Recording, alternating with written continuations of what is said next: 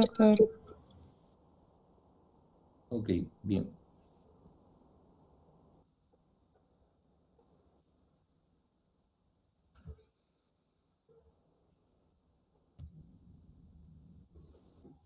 Bien, vamos a empezar la clase el día de hoy. Disculpen la demora, pero... Ok, ¿se puede ver mi pantalla? Sí, doctor. Soy más imprevisto de lo que esperaba. Bien, entonces vamos a hacer el tema el día de hoy de lo que es infecciones urinarias. Este tema en realidad ustedes ya lo han visto en diferentes especialidades, como por ejemplo medicina interna, lo van a ver en gineco, lo van a ver en pediatría y, y por ahí alguna otra especialidad adicional. Pero esta es una mirada desde el punto de vista urológico, ¿no? Ustedes saben de que si bien es cierto, las pacientes, porque hablamos de pacientes mujeres, que son las que sufren mayormente de infecciones urinarias, ¿sí? Recurren como primera instancia al ginecólogo, pero cuando hablamos de infecciones urinarias complicadas o infecciones urinarias recurrentes, es el urólogo quien termina manejando este tipo de pacientes, ¿no? Por ejemplo, otra especialidad que también ve a las infecciones urinarias son los infectólogos. Entonces, son una serie de especialidades que pueden manejar este tipo de patologías y en realidad el médico general que ustedes están formando para ser médicos generales como primer objetivo, ¿sí? Muchos de ustedes quizás dirán, yo voy a ser psiquiatra o yo voy a hacer otra especialidad, pero lo primero que van a ser médicos generales. Perdón. Por lo tanto, es lo que ustedes van a tratar más frecuentemente. Es un alto porcentaje de pacientes que acuden a la consulta diaria, ¿sí? En los primeros niveles de atención. Entonces, cuando ustedes vayan a sus serums, a su centro de salud, a su posta de salud, lo primero que van a ver, o un gran porcentaje de este tipo de patologías, es la que van a estar observando. Entonces, así como decimos en pediatría se ve mucho pichi, moquito y caca, iguales en las pacientes adultas, ¿no? Las infecciones urinarias son una de las patologías más frecuentes a nivel de las atenciones primarias, en atención primaria de salud. Entonces, como les comentaba, es un motivo frecuente de consulta.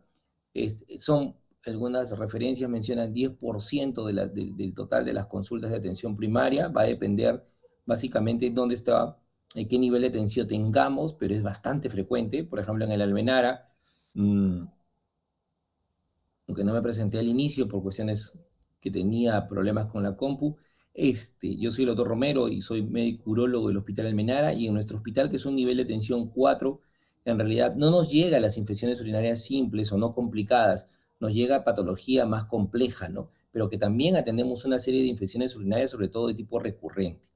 Entonces, la prevalencia entre los 5 y 18 primeros años puede ser del 1.2, el 1 al 2%, incluso las ancianas en los extremos de la vida, tanto en niños pequeños, menores de 5 años, y en ancianos, las prevalencias son mayores, hasta un 20% en ancianas, ¿no? Hablemos ancianas por encima de los 65 años, o adultos mayores.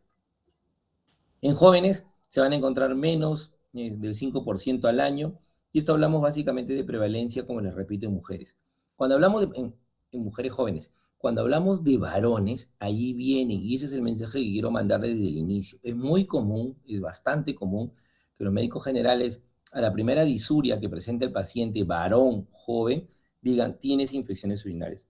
Los varones no hacemos infecciones urinarias, varones jóvenes, no hacemos infecciones urinarias.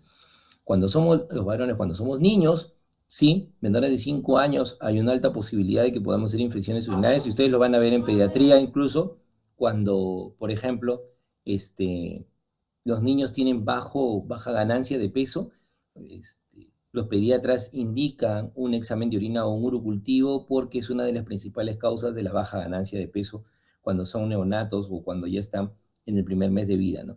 Entonces, igual en la etapa adulta, en la adultez mayor, los varones, el principal factor de riesgo para hacer infección urinaria es, por ejemplo, el HBP, ¿no? Por problemas obstructivos. Entonces, en estos extremos de la vida, los varones podemos hacer infecciones urinarias con cierta frecuencia, pero mientras somos adultos jóvenes, esto es bastante raro. Por lo tanto, mucha literatura incluso la clasifica como una ITU complicada en un paciente varón joven. Entonces, todo paciente que tengamos varón, eh, joven, no asociemos disuria con infección urinaria. Una de las causas de disuria, por ejemplo, es la prostatitis. ¿sí? Y ustedes solicitan un urocultivo o un examen de orina y van a encontrar que no hay signos de infección. Entonces, eso es lo que quiero que quede bien en claro al iniciar esta parte de la clase de infecciones urinarias. Entonces, entre el 10 y el 30% de las mujeres que experimentan infección urinaria en algún momento de su vida y hay un 40% van a tener de ellas recurrencia, ¿no? Ok. Entonces, el mal manejo de las infecciones urinarias, y eso que quede bien en claro, el mal manejo ha hecho de que así como en muchas otras enfermedades hay una creciente resistencia a los antibióticos. Entonces, las pacientes, es bastante común, las pacientes y los pacientes, en este caso los varones, por ejemplo, tienen un pequeño ardor al orinar o presentan un problema de disuria y lo primero que hacen, igual que como cualquier paciente mujer, van a la farmacia, ¿no? No acuden al urólogo ni acuden a ningún médico especialista. Van de frente a la farmacia y en la farmacia, la técnica de farmacia simplemente les dice, te arde la orina, tienes infección urinaria, pum, toma un antibiótico. Y de frente van al uso del antibiótico sin haber pedido un examen de orina previo o un urocultivo. Entonces, esto está haciendo que cada vez tengamos mayor resistencia a los antibióticos y es por eso que la ciprofloxacina, que es una quinolona, una fluoroquinolona o las fluoroquinolonas en general, que era un excelente fármaco hasta hace unos 20 años, actualmente tenga hasta un 70% de resistencia para infecciones urinarias. O la ceftriaxona, me acuerdo yo, que surgió como la primera, un antibiótico de marca que se denominaba Rosefin, que costaba carísimo en su momento. Ahora lo encontramos incluso en valores de 3 soles, ya no sirve prácticamente. Ya no se usa la ceftriaxona como primera indicación de antibiótico. Y ustedes sabrán, me imagino que saben, que la ceftriaxona es un antibiótico de tercera generación. Entonces, eso ha hecho de que básicamente el mal manejo de las infecciones urinarias, que todos los médicos creemos que sabemos manejarla, ¿sí?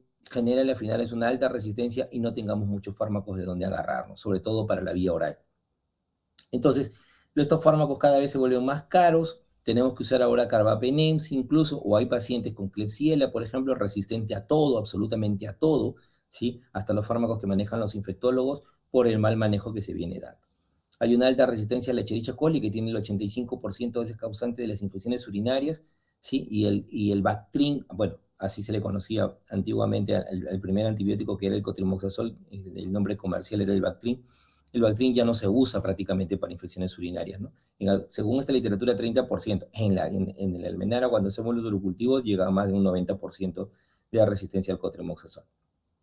Y el ciprofloxacino, como les repito, información de la almenara, puede llegar hasta un 70% de resistencia. Entonces, ¿cómo definimos una infección urinaria? Es cualquier infección que está comprendida por una gran variedad de entidades clínicas, pero cuyo denominador es la invasión bacteriana del parénquima renal o de sus vías de excreción. O sea, cualquier infección que se pueda provocar a nivel de la vía urinaria se considera una infección urinaria. Podemos catalogarlas o podemos dividirlas básicamente en infecciones urinarias no complicadas y en infecciones complicadas. Algunas veces lo podemos dividir en ITU alta o en ITU baja, ¿sí? Pero las ITUs bajas generalmente están dentro del grupo de las ITUs no complicadas. Entonces, ¿quiénes tienen factores de riesgo para hacer infecciones urinarias no complicadas? Las mujeres en general, ¿sí? Que no tengan alteraciones anatómicas y funcionales y que no hayan tenido algún procedimiento de instrumentación previa. Bajo esos criterios se denomina ITU no complicada.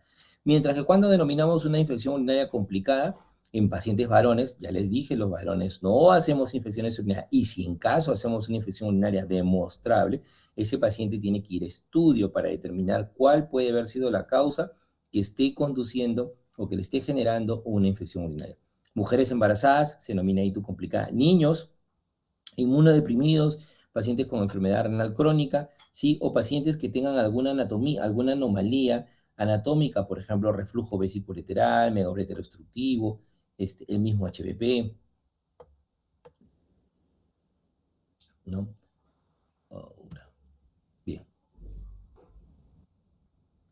Bien, entonces, ¿cómo diagnosticamos? Ya muchos de ustedes conocen, pero hay aspectos importantes que quiero recalcar, ¿sí? Si bien es cierto, el sedimento o el examen de orina es lo primero que solicitamos al paciente y para ello debemos encontrar piuria, más de 6 a 8 leucocitos por campo, ¿no? Vemos algunas cosas adicionales en este sedimento urinario. Pero lo que nos va realmente a confirmar el diagnóstico que nosotros estamos sospechando, porque incluso encontramos piurias o leucocituria mayor de 6 a 8 por campo y el urocultivo puede salir negativo. Y hay otras enfermedades asociadas. Entonces, Pero el urocultivo es confirmatorio de las infecciones urinarias. Entonces, ¿qué vemos en el urocultivo? Vamos a ver el recuento de colonias, que ustedes ya saben que si se centrifuga este tipo de muestra y encontramos más de 100.000 colonias, es positivo para una infección urinaria. Nos va a tipificar el agente patógeno, sobre todo ahora que estamos en la época de los E. coli o enterobacterias BLE, que son resistentes o son productoras de beta-lactamasas, que nos van diciendo qué tipo de antibióticos teníamos que llevar o qué tipo de antibióticos prácticamente ya no vamos a usar, porque estamos en la era BLE, o sea, las bacterias están altamente resistentes y podemos encontrar Klebsiella B, E. coli BLE. Entonces, nos va a tipificar el tipo de agente con el que estamos enfrentándonos y sobre todo un antibiograma que nos permite orientar. Si bien es cierto y ustedes saben que este es un antibiograma hecho en laboratorio y que tiene una alta probabilidad de cómo va a ser la respuesta en el organismo, muchas veces, no necesariamente es un valor exacto este antibiograma, pero nos guía muchísimo y a esto tenemos que asociar la historia clínica de la paciente, ¿no? Si ya sabemos que tiene una paciente con infecciones urinarias recurrentes o con alguna patología de fondo que le va a generar infecciones urinarias, entonces, y con una utilización continua de determinados fármacos, ya nos va dando una idea de qué fármacos podríamos estar usando o qué fármacos no debemos usar prácticamente. Entonces, adicional al sedimento urinario, tenemos las tiras reactivas, ¿no? Que si bien es cierto, no se suelen usar mucho, pero ahora en los exámenes de orina completo vienen y nos especifican, por ejemplo, la presencia de nitrito positivos, ¿sí? O la presencia de estereasas leucocitarias. Si bien es cierto, estas tiras reactivas, sobre todo en los laboratorios de Lima, no están por separado, van unidos a los sedimentos, van unidos a los exámenes de orina, ya nos van diciendo que la presencia, por ejemplo, de enterobacterias van a producir nitrito a partir del nitrato. Es decir, si yo encuentro un nitrito positivo, una, dos cruces, ya estoy pensando en que estoy frente a una enterobacteria. Entonces, ¿y por qué? Porque de acuerdo a eso yo voy a orientar. Recuerden que la mayoría de enterobacterias son gram negativas, entonces voy a orientar el tipo de tratamiento, ¿no? ¿Qué fármacos van contra bacterias gram negativas? Ahora, ¿solamente voy a pensar contra bacterias gram negativas? No, recuerden que los estafilococos, por ejemplo, bueno, el aureus puede producir también infecciones urinarias. El Enterococcus también, que son bacterias gram positivas, pueden producir también infecciones urinarias. Entonces, la presencia de nitrito en mi examen de orina ya nos va diciendo que estoy frente a si bien es a una enterobacteria, si bien es cierto, no es exacto, pero nos ayuda hasta que podamos tener los resultados del urocultivo, que es el proceso, es el diagnóstico o el examen confirmatorio. Recuerda que el urocultivo sale en aproximadamente, de acuerdo al laboratorio, entre 3 a 5 días, ¿no? Se dice que ya a partir de las 48, 72 horas, si no crece nada, ya no va a crecer. Pero igual muchos laboratorios siguen dando sus resultados recién al quinto día aproximadamente. El gran en orina, ya ustedes saben, desde que llevaron microbiología, la diferencia entre los gran positivos y los gran negativos, ¿no? Pero ya la presencia de gran negativos, sí o la presencia de un gran en orina nos va permitiendo saber qué ese urocultivo va a tener valores por encima de las 100.000 unidades formadoras de colonia, ¿no? Bien, entonces, ¿cómo tomamos la muestra? Ese es importantísimo y, por ejemplo, hoy día lo conversábamos en el grupo, ¿no? O sea, y ese es un factor muy importante porque suelen errar. Entonces, como le dije, hay aspectos urológicos que lo vamos a ver en esta clase de infección urinaria, al margen del tipo de antibióticos que usemos, porque quizás cuando ustedes ya salgan, los antibiogramas varíen o los fármacos, eh, aparezcan nuevos fármacos o se descontinúen algunos otros fármacos. Entonces, es cierto que van a tener una orientación en esta clase, pero van a haber cosas que van a comenzar a variar. Pero las cosas que sí que nos permiten, nos ayudan muchísimo al diagnóstico, eso muy poco probable que pueda variar. Entonces, uno de los aspectos que tenemos que tener en cuenta es que cuando tomamos la muestra de pacientes que son portadores de sonda, sobre todo, las muestras no se toman de la bolsa colectora ni desconectando la bolsa colectora de la sonda Foley. Que les quede bien en claro, tanto en varón como en mujer. Ustedes ya saben que para el examen de orina, ¿sí? La toma de muestra, como para el cultivo, la toma de muestra es el chorro medio, ¿ok? Solamente lo recalco. Pero en el caso de la toma de muestras para pacientes que usan sonda o que este, son pacientes con, por ejemplo, sonda foliouretral o talla vesical, la toma de muestras se realiza cuando hay un cambio de sonda. Es decir, el paciente tiene programado que de acá a la próxima semana me toca mi cambio de sonda, entonces en ese momento, cuando se ha realizado el cambio de sonda, se tomará una muestra de orina, igual como se toman las demás muestras, entre 25 y 50 mililitros de orina. Entonces, en el caso de que hablamos en forma general, cómo tomamos la muestra, ya saben ustedes que existen métodos invasivos y métodos no invasivos. Los no invasivos es lo que mencionamos del chorro medio. Y los métodos invasivos, por ejemplo, tengo pacientes con retención urinaria, no puedo cateterizarlo, puedo hacer una punción suprapúbica, es decir, a 1 centímetro de la sínfisis del pubis, 2 centímetros de la sínfisis del pubis o un través y medio de dedo, ¿sí? Puedo hacer una punción en 90 grados hacia la vejiga, con dirección hacia la vejiga y luego aspirar. Esa es una punción suprapúbica que me va a permitir hacer un cultivo de orina. Y la cateterización vesical. Ok, los uropatógenos ya no tengo que presentárselo, ustedes lo conocen. El Escherichia coli de la cabeza, responsable entre el 70 y 95%, de acuerdo a la literatura, de las infecciones urinarias. El Staphylococcus aureus, que puede estar entre el 5 y el 10%. El Proteus, hay cosas que, perdón, voy a hacer un paréntesis acá. Hay cosas que yo no las escribo, pero se las menciono y que pueden venir en el examen, por favor. Ok, el Proteus, mujer, presencia de Proteus, voy a tener una alta posibilidad, un alto porcentaje de pacientes con cálculos coraliformes, de tipo coraliformes, es decir, cálculos grandes que, de acuerdo al tamaño, pueden ser coraliforme tipo 1, tipo 2, tipo 3, tipo 4, van a ocupar gran espacio de la pelvis y de los cálices renales. ¿Por qué? Porque el Proteus tiene este germen tiene la capacidad de producir cálculos de tipo infeccioso y se asocia mucho en pacientes mujeres y a la tomografía vemos la presencia de cálculos coraliformes. El Klebsiella o Klebsiella es un germen generalmente que cuando incluso son BLE son altamente resistentes y producen una clínica bastante, un poco marcada de los síntomas en el paciente. ¿Ok? Entonces, dentro de las citus complicadas y las citus no complicadas, no vamos a encontrar demasiada diferencia entre qué tipo de germen es o cuál es el germen causante de cualquiera de esas.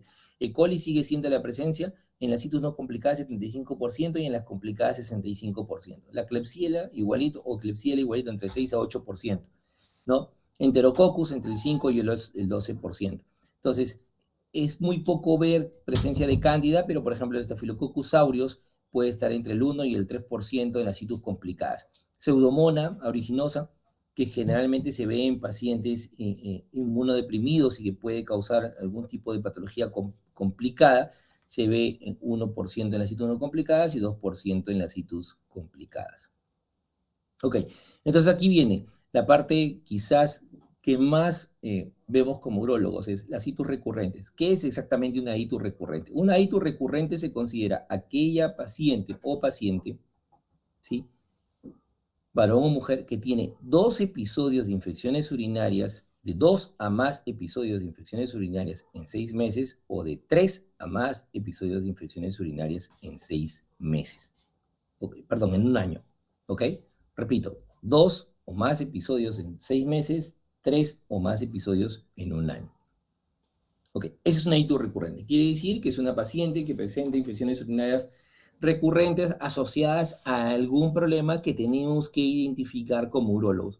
Puede ser por alguna anatomía, por alguna anomalía anatómica, puede deberse a, por ejemplo, una litiasis asociada, sea una litiasis renal, una litiasis ureteral, una litiasis vesical, ¿sí? Puede haber reflujo vesicureteral, puede haber una implantación anómala del urete, por ejemplo, del meato ureteral, por ejemplo, y un sinfín de vaginitis atrófica, estreñimiento crónico, una serie de patologías que como urólogo tenemos que estudiar en este tipo de pacientes que presentan ese tipo de recurrencia o de infecciones urinarias. Y hablamos de recidiva o de reinfecciones, y la recidiva es la recurrencia de una infección urinaria por el mismo microorganismo que generalmente se ve entre la primera y la segunda semana después del fin de tratamiento. ¿Cuándo lo vemos esto? Y eso, bueno, y eso va a reflejar un fracaso al tratamiento. ¿Cuándo vemos esto? Es muy común, por ejemplo, en las pacientes mujeres, en itus no complicadas, que presentan un cuadro de infección urinaria y reciben tratamiento con ciprofloxacino, por ejemplo.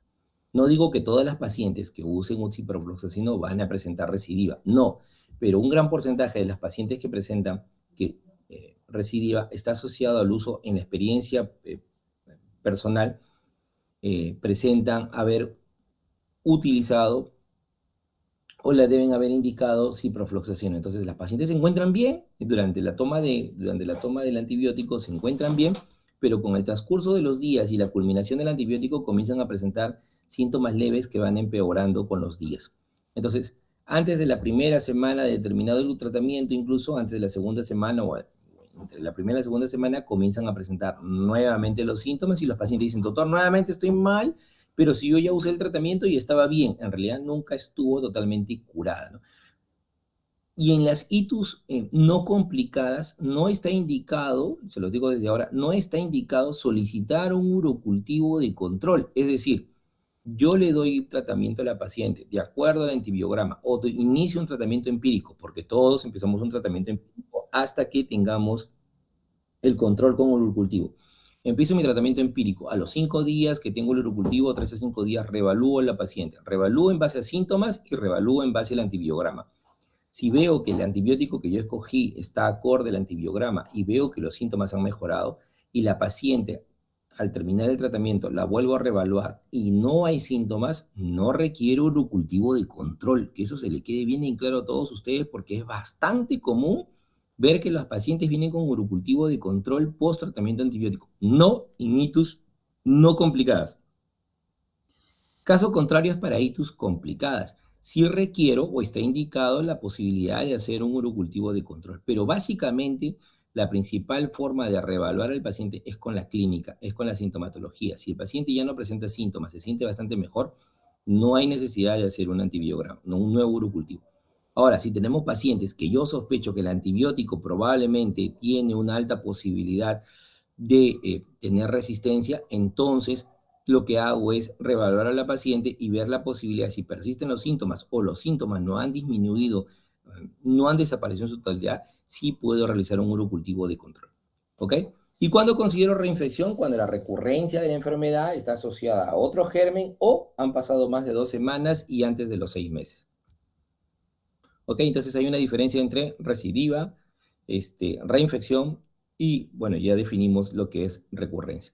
Entonces, ¿tenemos mecanismos defensivos para defendernos de las posibilidades de una infección urinaria? Por supuesto, y ustedes ya conocen algunos de ellos. La composición química de la orina es importantísimo porque tanto como que la presencia de agua, de urea y de algunos ácidos orgánicos adicionales van a favorecer que no tengamos, que tengamos menos posibilidades de infecciones urinarias o van a ser un mecanismo defensivo que puede actuar como barrido, es decir, mientras más orinamos, ¿sí?, puede actuar como barrido y la misma composición química va a favorecer que disminuyamos las posibilidades de tener infección urinaria. Ahora recuerden ustedes, las enterobacterias tipo E. coli, tipo Klebsiella, tipo Proteus, que ustedes las habrán visto, tienen las fimbrias, las adhesinas, ¿no? De su curso de microbiología recuerdan cómo son las enterobacterias y estas tienen la capacidad de adherirse justamente al urotelio y de esa forma van avanzando. Entonces, si ustedes hacen un recordaris, las enterobacterias provienen de la zona de la región anal, de la región del tubo digestivo. Por lo tanto, tienen que emigrar hacia la zona uretral para que de esa forma puedan infectar la vejiga y de esa forma también ir ascendiendo.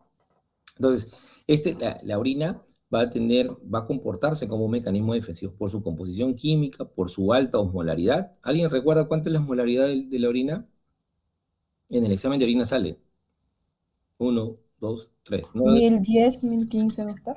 Correcto, correcto. Entonces, no les da más tiempo porque después van a estar mirando internet. Ok. Su pH ácido, la elevada concentración de urea, la elevada concentración de ácidos orgánicos, las proteínas de Tan-Horfeld, que también lo han visto en microbiología, que va a inhibir la adherencia de las bacterias, ¿no? Porque ya vuelvo a recordar, las enterobacterias tienen esa capacidad de adherencia hacia el urotelio. Pero también hay otras formas de contagio, ¿no? Las hematológicas, que es poco frecuente, que sobre todo se puede ver esto con el Staphylococcus aureus, ¿no? Y que se ve sobre todo en pacientes inmunocomprometidos y con alguna enfermedad crónica. Porque uno tendría que pensar, para que haya una ITU complicada, una ITU alta, yo tendría que tener primero una ITU baja, y no es así, no necesariamente. E incluso tenemos pacientes con pielonefritis enfisematosas, es decir, que son causadas por gérmenes productores de gas. Entonces, ¿cómo llega al riñón un germen productor de gas? Básicamente es por vía hematógena, ¿no? Pero la más frecuente sigue siendo la vía ascendente, ¿no? Entonces, dentro de la vía ascendente, como ustedes ya saben, como les acabo de explicar, las enterobacterias, como sobre todo la Escherichia coli, vive en la zona del tubo digestivo y por muchas razones, y por ejemplo, cuando les hablaba hace un rato del estreñimiento, mientras nuestros pacientes sean estreñidos, sobre todo en mujeres adultas mayores, por ejemplo, ¿sí? Al ser estreñidos voy a tener una mayor masa fecal a nivel del recto. Esto va a generar que haya una mayor producción o mayor cantidad o proliferación de enterobacterias. Por lo tanto, al haber mayor cantidad de enterobacterias, va a haber mayores posibilidades de migración o de salida de estos gérmenes por contigüidad.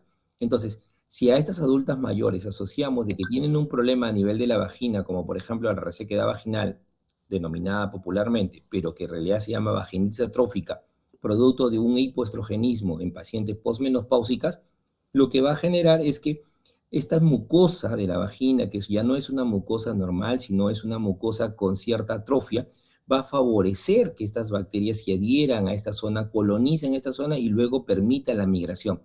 Recuerden nuevamente que la capacidad de las enterobacterias por sus fimbrias, su capacidad de adherirse hacia el urotelio les permite permanecer en la vía urinaria y de esta forma poder llegar hacia la mucosa urotelial. Entonces, pueden incluso encapsularse y permanecer por largo tiempo y después producir un cuadro de infección urinaria.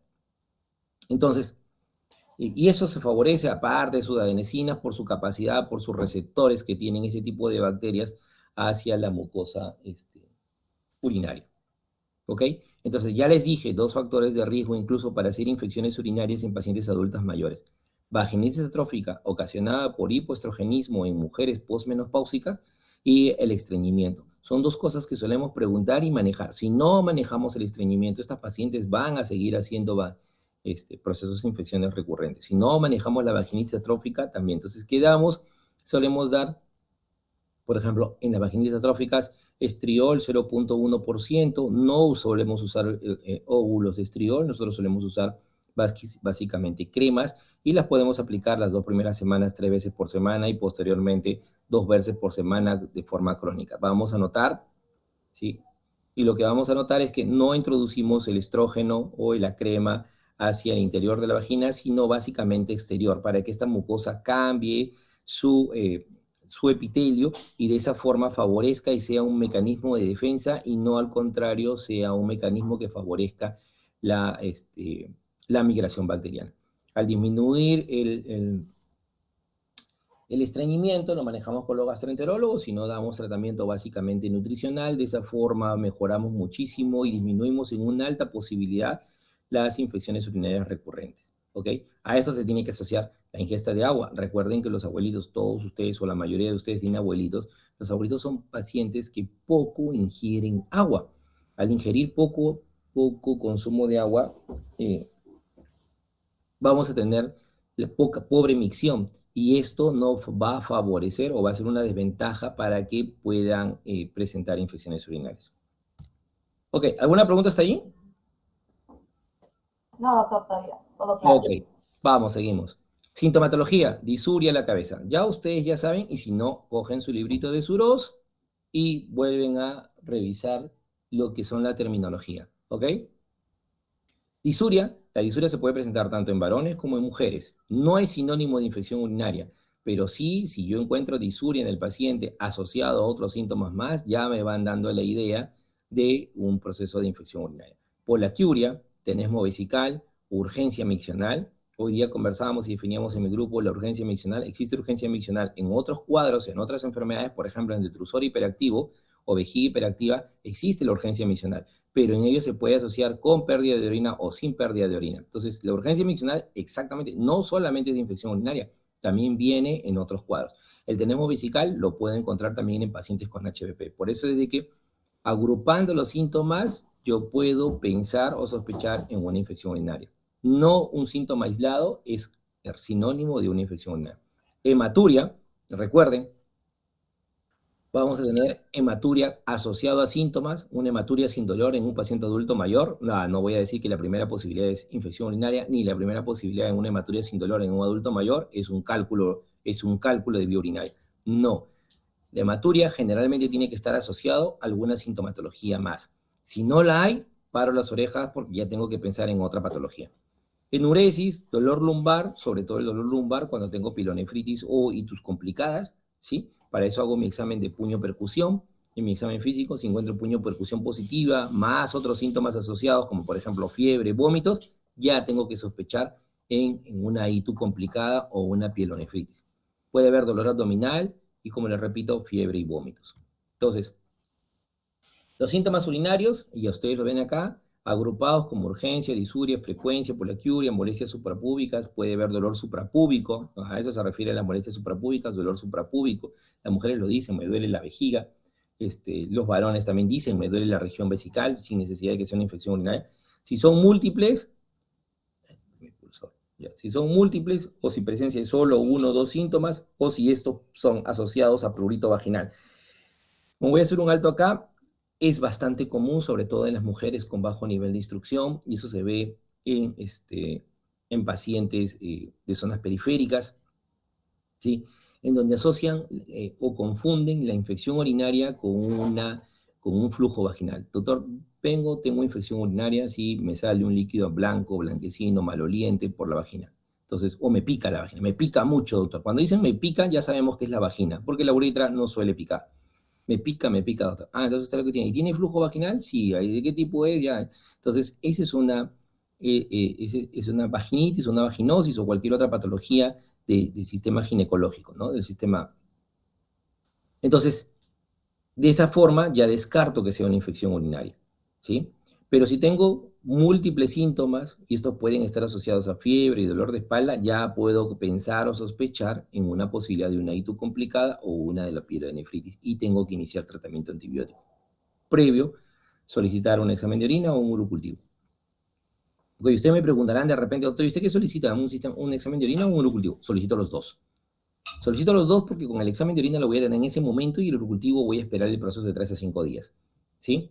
Entonces, hay pacientes que no entienden por qué solicitamos los dos. Doctor, ¿y por qué son solamente urocultivo? Porque el examen de orina me permite ver muchísimas cosas más, como ya les he explicado cómo es en el examen de orina. Hasta hematuria puedo encontrar y puedo sospechar de algunas otras cosas más. El urocultivo tengo que esperar de 3 a 5 días. Un segundo, por favor.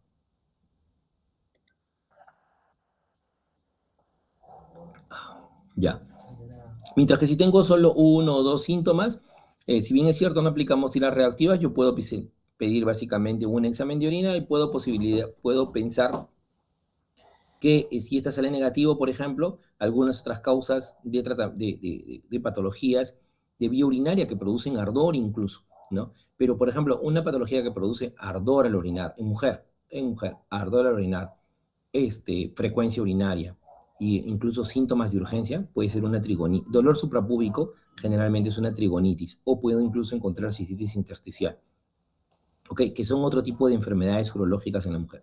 Pero si me viene un varón con disuria, con nicturia, o sea, viene con ardor al orinar, viene con nicturia, y generalmente, y con dolor suprapúbico, eso no es una infección urinaria, puede ser una prostatitis crónica, ¿ok? Y las prostatitis crónicas se pueden dividir en 3 tipos, bacteriana, inflamatoria. O sea, hay una serie de cosas que pueden presentarse, que son otras patologías con similares características a una infección urinaria, pero ustedes tienen que verlo de forma integral y de forma en conjunto, y para eso apóyense de los exámenes auxiliares y sobre todo de la parte epidemiológica, es decir, la mayoría de varones no tienen infecciones urinarias, ¿ok? Esa sintomatología que tienen está asociado generalmente a otros cuadros como prostatitis o uretritis. O es bastante común que el paciente venga en su primer o segundo día post relaciones sexuales, o incluso en su tercer día post relaciones, me arde el orinar, doctor, me arde bastante. Y de frente a los médicos generales y algunos médicos no urólogos, si bien es cierto, una de las posibilidades que yo puedo pensar es una prostatitis, existe otra patología que lo vamos a ver más adelante, que es las descargas uretrales. Entonces, pregunten al paciente siempre, ¿te sale alguna secreción por la uretra, por el huequito del pene? Si dice sí, es una descarga uretral. Y es bastante común que me vengan pacientes referidos por infecciones urinarias presentando descarga uretral porque simplemente no se les pregunta. No es necesario que ustedes examinen si es que qué sé yo, tienen sus reparos con respecto a eso.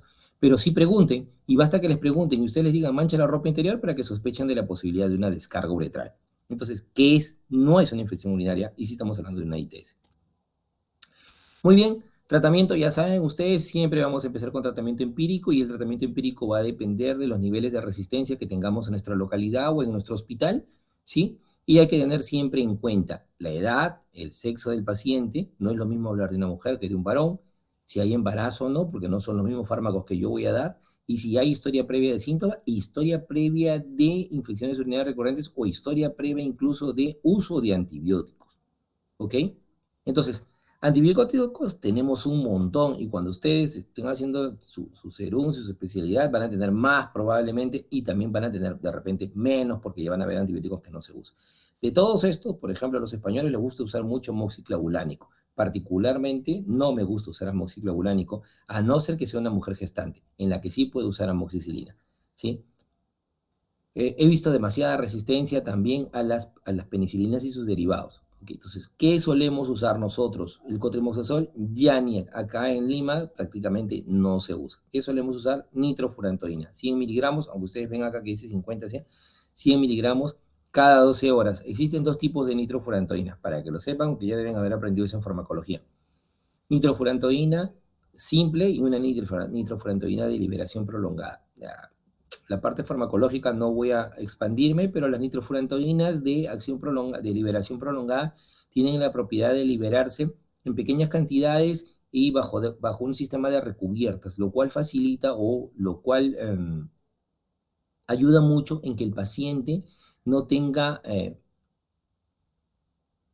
complicaciones o efectos adversos, sobre todo efectos adversos como por ejemplo la gastritis. La nitrofurantoína tiene ese efecto adverso marcado que es el de producir epigastralgias. Entonces los pacientes no tienden a tener mucha adherencia. Es un excelente fármaco, un fármaco antiguo que se usaba y se dejó de usar justamente por su efecto adverso y que ahora ha demostrado que tiene muy buena posibilidad de trabajo o muy buena posibilidad de respuesta ante las infecciones urinarias como por ejemplo por las enterobacterias.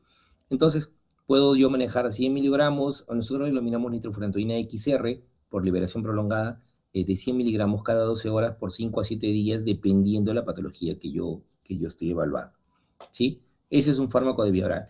No usamos ciprofloxacino, ya no usamos levofloxacino y amoxiclavulánico es una opción, sobre todo cuando estamos hablando de gestantes.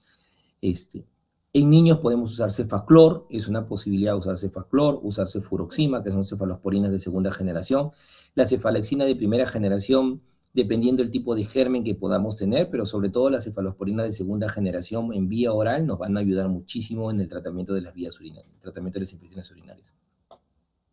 En embarazada ya le dije amoxiclavulánico, amoxicilina solo, 500 miligramos cada 8 horas por 7 días. Las presentaciones de amoxiclavulánico pueden encontrar de 500 a 875, dependiendo de eso pueden dar cada 8 horas o cada 12 horas. La cefuroxima es muy buena, hay muy buena respuesta, 500 miligramos, 250 no dice la literatura, solemos usar 500 miligramos cada 12 horas por 5 a 7 días. La fosfomicina trementol, es un fármaco también que se está rescatando muchísimo, antiguo, que se había dejado de usar, y la fosfomicina sobre todo usamos de 3 gramos en pacientes con itus no complicadas. Y esta fosfomicina de 3 gramos que se usa en sobre, lo puedo usar una dosis hoy y otra dosis a las 48 horas, suficiente. Y los pacientes tienen muy buena respuesta a la fosfomicina. Y la nitrofurantoína también es una excelente opción. Muy bien, ¿alguna pregunta hasta allí? No, doctor. Despierten un ratito, ¿sí? Doctor, una consulta. ¿Y en gestantes creo que también se podría dar la cefalexina o ya no se está dando? Sí, se puede usar cefalexina, como te repito, solo que la cefalexina, recuerden, existe una diferencia entre cefalosporinas de primera y de segunda generación. Si tú usas las de primera, básicamente van hacia gran positivos, ¿no? La cefalosporina de segunda generación va muy bien con gran negativos incluso. Entonces, dependiendo del germen que tengas, puedes usarlo. Cefalexina se puede usar, por supuesto que se puede usar. Y hay buena respuesta también. Pero te repito, en la experiencia solemos usar más fármacos de segunda generación, de cefalosporina de segunda generación en embarazadas y en niños. Por ejemplo, en pacientes con profilaxis antibiótica. ¿Qué es profilaxis antibiótica? Por ejemplo, estas pacientes que tienen hitos recurrentes, que no sabemos cuál es la causa, que ya hemos visto el estreñimiento, la vaginitis atrófica, hemos descartado cualquier anomalía o patología sobreagregada, ¿no? Y que tienen infecciones urinarias recurrentes, uno de los tratamientos es antibiótico profiláctico. ¿Qué significa antibiótico profiláctico? Darle dosis pequeñas todos los días durante 6 meses a más. ¿Qué usamos? Una opción, nitrofurantoína solo 100 miligramos cada 24 horas, todas las noches. Podemos usar cefalexina, 500 miligramos, aunque la literatura te dice que puede usar dosis, debe disminuir la dosis a 250 miligramos todos los días. Correcto. Y ahí lo usamos, y la cefalexina va bien. Sobre todo nitrofurantoína, porque ha salido artículos, la nitrofurantoína la estamos descartando en antibiótico profiláctico por mucho tiempo, porque ha salido artículos que están asociándose a neoplasias de pulmón, ¿sí? Entonces, parece que dentro de poco va a quedar un poco descartado el uso crónico de la nitrofurantoína, que hasta el momento. Yo, por ejemplo, en el hospital ya estoy soliendo cambiar, y una de las que estoy utilizando es cefalexina, dosis diaria. Ok, vamos a seguir con la parte de la clase ITS, ¿no? Infecciones de transmisión sexual. También es un tema que lo van a ver en gineco, también es un tema que lo van a ver en infectología, también es un tema que lo habrán visto en uno de los capítulos de medicina interna. Entonces, es bastante común, más común de lo que ustedes creen. No crean que solamente es del urólogo, del ginecólogo. Yo voy a coger la parte de lo que es varón, porque la parte ginecológica o de la mujer ustedes lo van a ver con ginecología. Perdón. Entonces, lo que sí tenemos que tener bien en claro, y por ejemplo, la población en general no sabe que existe el cáncer de pene, piensa que el cáncer de pene no existe, ¿no? Incluso cuando uno les dice, señor, pues usted puede tener cáncer de pene, pero si el cáncer de pene no existe, sí existe el cáncer de pene, ¿ok?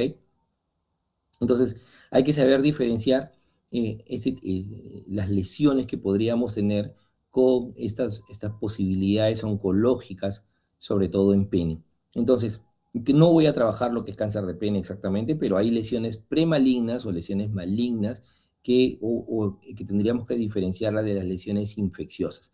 Entonces, en el caso de las lesiones infecciosas, por ejemplo, esto que ustedes ven acá, en la figura en todas las figuras en realidad, es un cáncer de pene, ¿no? De lesiones pequeñas hasta lesiones grandes. ¿Ok? Entonces, en general, la ITS es el método de prevención, la abstinencia sexual, difícil pedirle a los pacientes, a la población joven, sobre todo, que tenga abstinencia sexual. Y acá viene una discusión bastante común con los pacientes sobre la vacunación preexposición. Lo indicado es una vacunación preexposición contra el virus de papiloma humano, ¿no? Y voy a enfocarme acá. Y ustedes saben que la vacunación contra el virus de papiloma humano son básicamente contra 5 o 6 cepas, pero el virus de papiloma humano son más de 100 serotipos. Entonces, el hecho de vacunarme contra virus de papiloma humano no significa que estoy protegido totalmente contra cualquier tipo de virus de papiloma humano, sino que lo que significa la vacunación es básicamente protegerme contra las cepas que están asociadas a cáncer de cuello de útero y a cáncer de pene, ¿correcto? Que son las mismas. Las mismas cepas que producen cáncer de cuello uterino son las cepas que van a producir, o son los serotipos que van a producir cáncer de pene. Entonces, de esa forma. Ahora, generalmente, bueno, lo que se dice es de que tenemos que vacunarnos antes de la exposición, o sea, preexposición, o sea, antes del inicio de las relaciones sexuales. Pero, ¿por qué? Porque desde el momento que yo tengo relaciones sexuales, probablemente ya me estoy contagiando contra virus de papiloma humano. Sí, es bastante probable, pero no necesariamente contra los serotipos que podrían producirme cáncer de cuello uterino o cáncer de pene. Por eso la vacunación de VPH ahora la ha asumido el Estado y vacunan a las niñas antes de los 12 años o antes de los 13 años, dependiendo, porque se supone que son esas edades que son preexposición o preinicio de las relaciones sexuales. ¿Ok? Entonces, pero eso no significa que yo de adulto no pueda vacunarme. Sí, lo que pasa es que tendría que hacerme un estudio de PCR para determinar cuáles son las variantes, si es que he sido infectado por el virus de papiloma humano, que supuestamente el 80% de la población está infectada de VPH, o si tengo o no los serotipos que podrían producirme cáncer de pene o cáncer de cuello uterino en el caso de las mujeres, ¿no? Y como parte de este método de prevención que ustedes ya conocen, el condón, la circuncisión es algo que se discute mucho, pero la circuncisión es un factor protector contra enfermedades de transmisión sexual y contra el mismo VIH y contra el cáncer de pene. Se dice que en los estudios han reportado que los varones que son circuncidados antes de los 7 años de edad tienen un factor protector contra el cáncer de pene en el futuro. Y puede haber profilaxis post-exposición también. Bien, entonces dentro de los manejos sindrómicos que ustedes ya conocen, ¿no? El síndrome de úlcera genital, el síndrome de descarga uretral, que es lo que vamos a ver. Entonces, dentro del síndrome de úlcera genital, engloba varios aspectos, pero de los más comunes que vamos a ver son herpes genital, chancroide y sífilis, ¿no? Bueno, también vamos a encontrarnos con linfogranuloma virenio y con granuloma inguinal, pero dentro de la práctica privada, dentro de la práctica a nivel de consultorio, es bastante común el herpes genital, el chancro, que no suele ser diagnosticado, que muchas veces puede pasar como una simple balanitis, ¿sí? Y la sífilis, que ustedes ya, incluso en infectología, también lo han visto, el detalle de sífilis primaria, secundaria, terciaria, ¿no? Creo que el martes me llegó un paciente, estaba en mi grupo incluso, y no tenía ningún tipo de lesión ulcerosa, y él, bueno, él tiene un paciente, el paciente tenía un conductas adictivas, interconsultado de psiquiatría, pero, por ejemplo, nos solicitaba de que le haga un estudio de sífilis. ¿Por qué le iba a hacer un estudio de sífilis si no había presentado ningún cuadro ulceroso o herida en el nivel del pene, ¿no? Entonces, muchos pacientes es bastante común que vengan y le digan, doctor, quiero hacerme un descarte de infecciones de enfermedad de transmisión sexual en el varón. La gran mayoría de patologías de enfermedad de transmisión sexual en el varón son visibles, ¿sí? Son visibles, y eso lo vamos a ver en las úlceras genitales y en las descargas uretrales, son visibles, son lesiones visibles que se pueden visualizar y que yo puedo. Entonces, el varón, generalmente, con excepción del VIH, no debería tener una infección una infección de transmisión sexual no visible, ¿no? No visible. Pero es bastante común que las mujeres, por ejemplo, asocien su flujo vaginal continuo, recurrente, persistente, y que el ginecólogo también lo haga y le diga, llévalo al urólogo a tu pareja porque le hagan un descarte. Es cierto, porque existe un tipo de que no es exactamente una enfermedad de transmisión sexual, pero las balanitis, que son procesos inflamatorios que pueden incluso volverse crónico en los pacientes, está asociado a múltiples gérmenes más cándida. Y las cándidas, como ustedes saben, puede producir flujo vaginal en las mujeres. Entonces, estos pacientes varones pueden, que sobre todo no son circuncidados, pueden presentar prurito a nivel del glande, por ejemplo. Pero las balanitis no se consideran enfermedad de transmisión sexual, se considera básicamente un problema higiénico en el paciente varón, ¿sí? Que por un problema de falta de higiene asociado a las relaciones sexuales puede presentar cuadros de balanitis o procesos inflamatorios infecciosos. Ok. Bien, entonces, herpes genital. Ya saben ustedes, generalmente hablamos del tipo 2, del virus de herpes simple, tipo 2. Sin embargo, no se excluye el virus de herpes simple tipo 1. Recuerden que cuando hay relaciones sexuales de tipo oral, puede haber contagio de ambos tipos de virus, por lo tanto, no se puede excluir al tipo 1. Entonces, por contacto orogenital u oral puede haber ese tipo de contagio, va a ingresar por microabrasiones. Ya saben ustedes que la puerta de entrada para cualquier enfermedad de transmisión sexual son justamente estas microabrasiones o pérdidas de continuidad a nivel de la piel o de la zona del glande, en el caso de varón, en la zona del glande, en la zona prepucial, y esto va a favorecerle el ingreso de cualquier tipo de virus, sobre todo si es que tenemos temor al VIH, más todavía. Incubación de 2 a 20 días, generalmente son asintomáticas, y lo primero que se va a presentar son unas vesículas, ¿sí? Unas vesículas pequeñas de 1 a 3 milímetros, generalmente son confluentes o cercanas. No vamos a encontrar una por aquí a 3, 4 centímetros de esa primera que encontramos otra. No, generalmente vamos a encontrar aglomeradas unas 5, 7 o 10 lesiones o 10 vesículas, ¿sí? De 1 a 3 milímetros.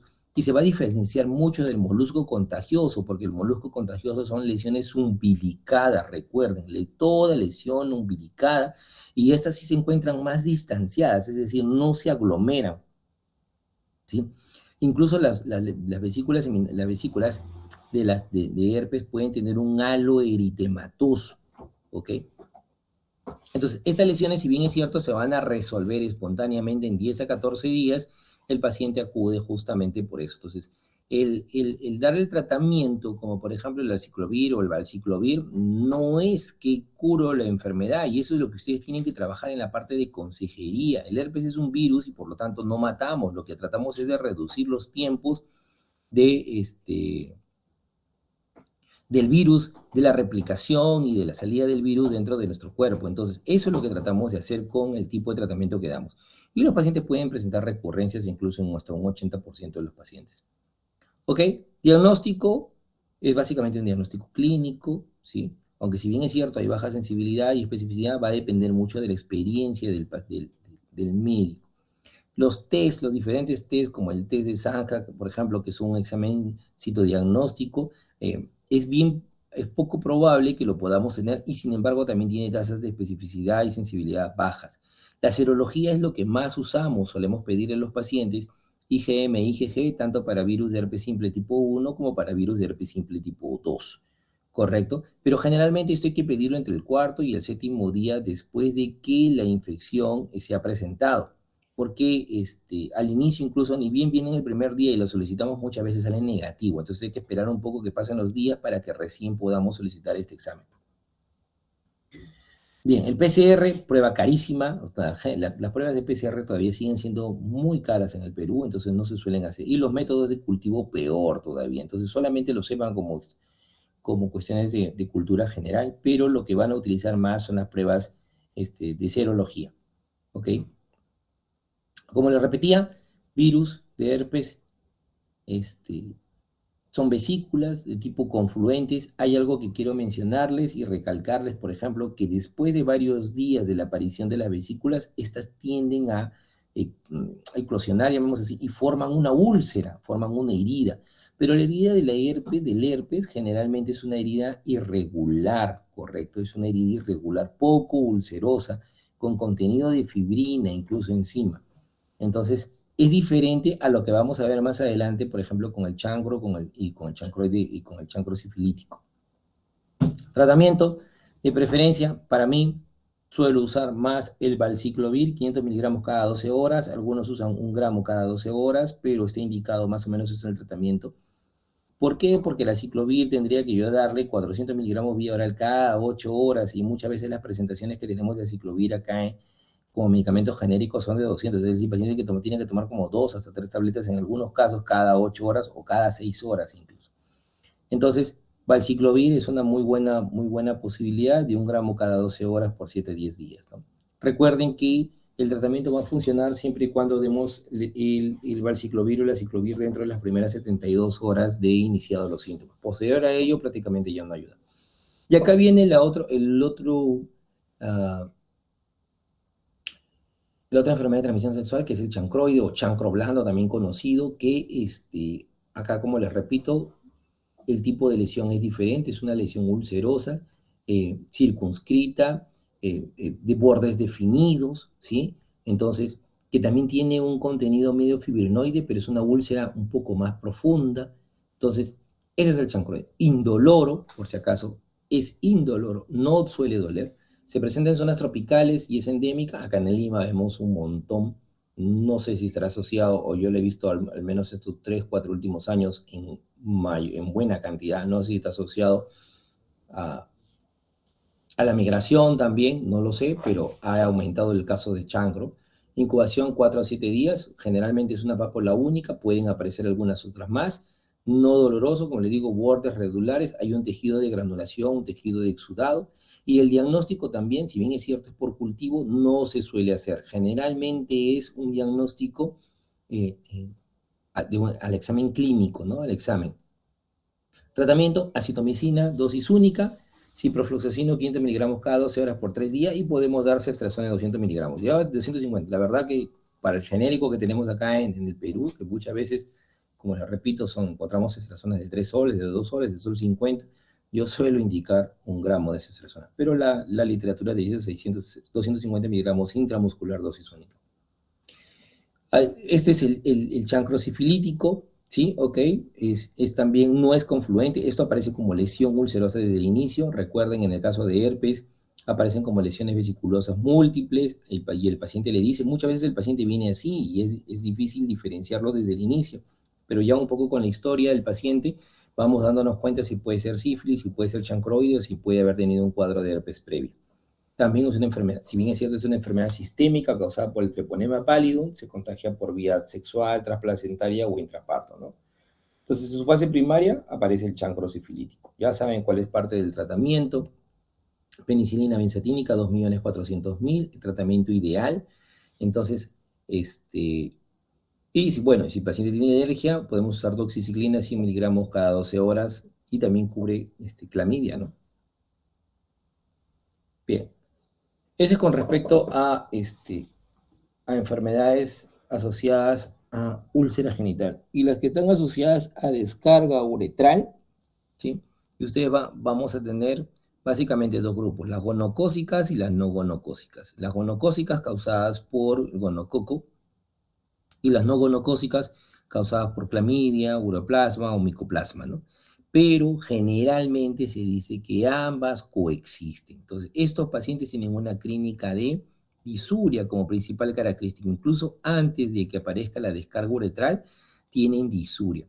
¿Qué es lo que tenemos que hacer? Preguntar al paciente. Si usted tiene algún tipo de secreción uretral, generalmente son pacientes jóvenes de 18, 20, 25 años, usted tiene algún tipo de descarga uretral, ¿sale secreción por el pene? No. Sí, doctor. Si te dicen no, es bien fácil poder comprobar. Se le pide al paciente que coja sus dos dedos, se baje el pantalón previamente, baje la ropa interior, coja los dos dedos, el índice y el pulgar de su mano dominante, y desde la base del pene simplemente haga lo que se llama el signo del ordeño, es decir, comprima la uretra y vaya presionando la uretra desde la parte posterior y la parte anterior del pene, presionando la uretra y avanzando hacia el glande. De esta forma va a ordeñar la uretra y si vemos la salida de algún contenido purulento, ya sospechamos de gonorrea, pero también tenemos que sospechar de clamidia. Si es más transparente, está asociado más a clamidia. Sin embargo, cuando hablamos de manejo sindrómico, damos tratamiento para ambos. Entonces, en la descarga uretral es un diagnóstico básicamente clínico. Va a haber una profusa secreción uretral asociado a disuria, como les dije. Esto puede ser una de las causas de estenosis uretral. La estenosis uretral o estrechez uretral, ¿qué significa esto? Por ejemplo, les cuento un caso. Tenía paciente de 29 años que venía más que por disuria, venía porque tenía el chorro de orina adelgazado o disminuido. Para mí era una prostatitis y para 5 urólogos que lo habían visto antes también era una prostatitis y había recibido múltiples tratamientos para prostatitis sin mejoría alguna. Entonces, pese que yo le había consultado y le había preguntado, ¿has tenido infecciones de transmisión sexual? No, doctor, nunca tuve infecciones de transmisión sexual. Igual, ante la pobre mejoría del paciente, decidí hacerle una cistoscopía. Le hago una cistoscopía y encuentro una estrechez uretral. Idiopática no lo creo. Yo quiero pensar que él tuvo en algún momento una enfermedad de transmisión sexual. Gonorrea quizás no, quizás sí clamidia, ¿correcto? Que suele pasar más desapercibida que la gonorrea. Entonces, parte del diagnóstico, cultivo de secreción uretral, que no se suele usar mucho, básicamente, como repetimos, es un diagnóstico. Tratamiento, ceftriaxona, dosis únicas, 250 miligramos intramuscular, y acitromicina, 1 gramo vía oral, o doxiciclina, que va muy bien con clamidia, 100 miligramos cada 12 horas por 7 días, ¿no? Y la pareja sexual siempre tiene que ser evaluado por el médico. No se les ocurra, si estamos hablando de varones, que en este caso la descarga uretral, ustedes manejar a la paciente, a su pareja sexual. No es preferible mandar al ginecólogo para que le hagan todo un estudio y una evaluación, ¿ok? Y otro de los aspectos más comunes, las verrugas genitales, ¿sí? Las verrugas genitales que son como especies de coliflores causadas por virus de papiloma humano, que ya les hice una introducción en parte, que pueden ser estas verrugas únicas o múltiples, ¿sí? Pueden ser únicas o múltiples. Hay pacientes que tienen todo el prepucio lleno de verrugas genitales, hay pacientes que tienen todo el glande cogido con verrugas genitales, y hay pacientes que tienen apenitas unas cuantas verruguitas. ¿Qué tipos de virus de papiloma humano hay? Hay múltiples variedades que pueden producir este tipo de papilomas, entonces, este tipo de verrugas. Lo que se dice es que generalmente los serotipos que están asociados a cáncer de pene no suelen ocasionar los tipos de verrugas genitales, pero en realidad si te entró un serotipo de virus de papiloma humano, te puede haber entrado una variedad de serotipos. Tratamientos, ya saben, no hay, ¿ok? Lo que nosotros hacemos y que hacen los dermatólogos también es realizar por una cuestión estética, ¿sí? Los urólogos usamos electrocauterización, es decir, a estas verrugas genitales le aplicamos corriente eléctrica y de tal manera que solemos cauterizar estas verrugas genitales. Los dermatólogos generalmente aplican crioterapias o algunos otros tipos de tratamientos igual. Básicamente es estético. Y bueno, y disminuye las posibilidades también al eliminarlas de que si sobre todo están en el prepucio o en el glande, pueda, al tener relaciones sexuales, la fricción provocar de que haya una mayor posibilidad de contagio o de microsangrados o de abrasiones que puedan facilitar también el contagio de otras patologías. Entonces, de esta forma, básicamente se trabaja la parte estética, pero no existe un tratamiento exacto para poder combatir lo que es el virus del papiloma humano. La vacuna es lo mejor. Dentro de cremas, Imiquimod al 5% es una de las opciones. Hay diferentes marcas, ¿sí? Pero sobre todo, como les repito, tratamientos más rápidos, crioterapia y electrocauterización. Muy bien. ¿Alguna pregunta hasta allí? No, doctor. Todo claro. Ok. Mañana entonces, por favor, continuamos con la otra parte de lo que es enfermedades urológicas en la mujer. Incontinencia urinaria femenina. Sí, esos temas. ¿Sí? Sí, doctor, está bien. Gracias. Ok. Muchísimas gracias. Cuídense entonces. Hasta mañana, doctor. Mañana. Gracias, hasta mañana, doctor.